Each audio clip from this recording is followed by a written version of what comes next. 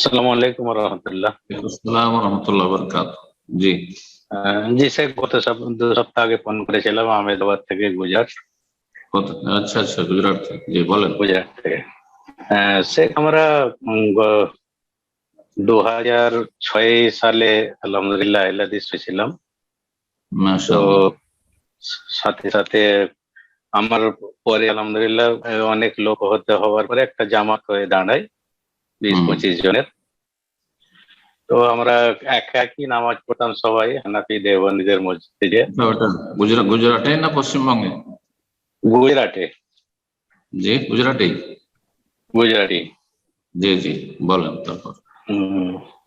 তো আমরা একটা মার্কেটে যেখানে আমরা সবাই কাজ করি, সেখানে একটা দোকান বা অফিস নিয়ে একটা জামাত খানা শুরু করি, ওখানে নিজেরা জামাত করে নামাজ পড়ার জন্য।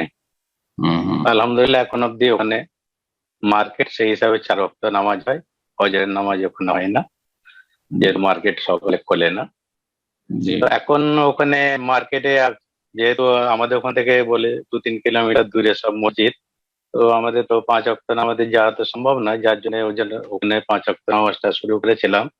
কিন্তু এখন বাকি আরো সব জামাতি ভাইরা আরো অনেক বেড়েছে, তারা নিজের কাজের সুবিধার্থে আর আর একটা মানে কারণ যেটা বলা হচ্ছে, যেটা যে ওখানে জুম্মার নামাজ শুরু করলে আর অন্যান্য লোকেদের ফায়দা হবে, লোকের ইসলাহ হবে, এই একটা মানে নিয়ে করে ওখানে জুম্মার নামাজ শুরু করা হয়েছে।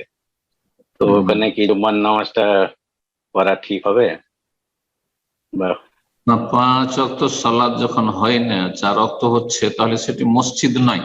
মসজিদের জন্য জরুরি যে সেখানে মসজিদ নামকরণের জন্য 5 ওয়াক্ত আজান হইতে হবে, জামাত হইতে হবে, তাহলে 5 ওয়াক্ত সালাত হচ্ছে, তাহলে মসজিদ বলা যাবে। যদি 4 ওয়াক্ত 3 ওয়াক্ত এরকম হচ্ছে, তাহলে সেটা হচ্ছে মোসাল্লা, প্রেয়ার হল, সেটা মসজিদ নয়।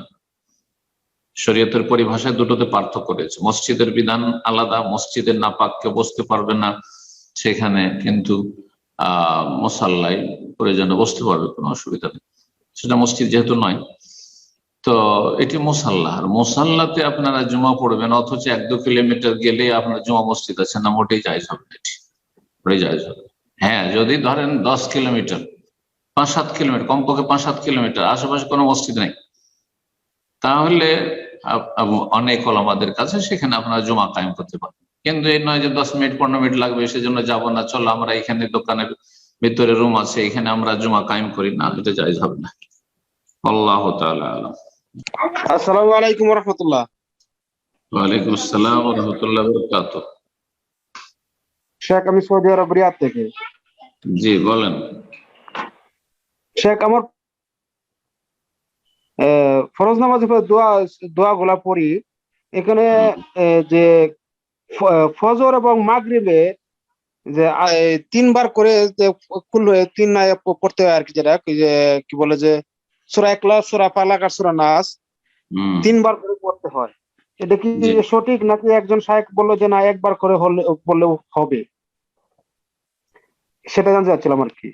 একবার পড়লে হবে, কিন্তু সুন্নত নয়। সুন্নত হচ্ছে 3 বার করে পড়া। এখন হবে কথা একটা আলাদা। এখন সে কেন বা হবে বলতে যাবে, সুন্নতের খেলাফ কথা, ভুল কথা। নবী সাল্লাল্লাহু আলাইহি ওয়াসাল্লামের হাদিস দ্বারা প্রমাণিত যে নবী সাল্লাল্লাহু আলাইহি ওয়াসাল্লাম মাগরিবে এবং ফজরে 3 বার করে পড়েছেন বা পড়তে বলেছেন, সুতরাং 3 বার করে পড়বেন। সুন্নত কে কি বললো সেটা।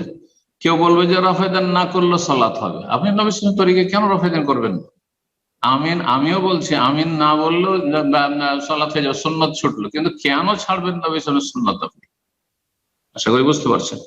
এইসব আলেমদের কথা শুনবে যারা, এটা তো হবে, ওইটাও হবে, আরে নবী সাল্লাল্লাহু আলাইহি ওয়াসাল্লামের তরিকা কোনটা হবে ওইটা আমাকে শিখান, ব্যাস।